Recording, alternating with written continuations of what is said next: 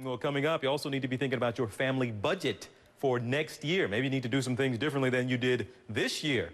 Ahead, we're talking about some financial tips as well. It's 20 minutes past the hour. All right, 22 minutes past the hour now. We've looked at some of the things you can do to get your taxes in order next year. Something else you need to be paying attention to is that family budget. You need to set one for the new year. You might want to get on that now. Also, your medical insurance coverage. Have you thought about that? Well, joining us with some help, the author of It's Just Money, So Why Does It Cause So Much Trouble? Karen J. Lee joins us in studio. Thank you for being here with us. Is this something, can we get past the holidays yet? Or we need to do this before we get past the holidays, set that family budget? The thing I see is that a lot of people have some downtime during the holidays. That's a good point. Number one reason people don't get around to their budgeting and their financial issues is procrastination. I just don't have enough time. I'm so busy. So if you've got a couple of easy weeks, it's a great time to do what I call some financial housekeeping. Okay, why do we need to do it in the first place? Because we might end up making the same mistakes, I assume, next year. So it's important to do it. Of course, when my book comes out, you'll see that a lot of times it's behavioral things that are the problem. But yes, what you want to do with our first tip is you want to take a look at the family budget. If you've got some time, I recommend calling as many of your vendors as possible, your cell phone company, your television, satellite. Can I get a different package? You know, the cell phone companies have lower packages. They don't tell us about it as an existing customer unless we call them. So if you'll do some of those things and then lay out the budget and then have a family conversation about it concerning the parts of the budget that are applicable. If you're the one working and your spouse is the one who does the groceries and you write the budget, you've got to let them know this is how much I've planned to spend. That's a good point. If you go take a survey of most people and just ask them how much their cable bill is a month, they probably have no idea exactly what they're spending. You just pay it and keep going. That's a very good one.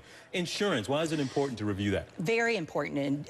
Property and casualty as well as life, disability, health. Let's talk about property casualty first. I've got a great example. Last week I got an appraisal on my engagement ring, which by the way, congratulations on your new... Congratulations to you as well. Thank you. I've been married 21 years. Oh. I had this ring appraised. I hadn't had it appraised since we bought it 23 years ago. It's worth double what it's insured for. If I lost it, I'd only get half the value of, I wouldn't be able to replace it. So make sure that you keep up to date on your insurance, including your house. You just assume if you've been in that house every year, usually the insurance company ratchets up the amount it's covered a little bit every year, but it might not be adequate to actually replace your house. Okay, now that you told us your ring is worth double, we'll be sure and escort out of here. Now let's talk about health and life and disability. A lot of people assume disability insurance, I can't work because I'm sick, so my company's going to pay some amount of money to me.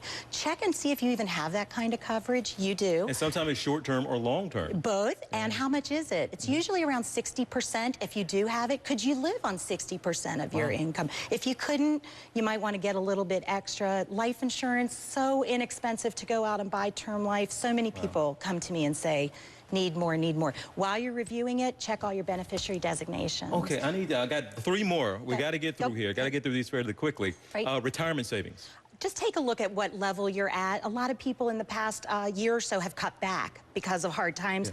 Make sure you're at least doing up to the company match. Try to go up 2 or 3% each year. Okay, the retirement investment allocations you're talking about there as well. Check your asset allocation. It's one of the key things about investment performance. What percentage should you have in stocks? What percentage in bonds?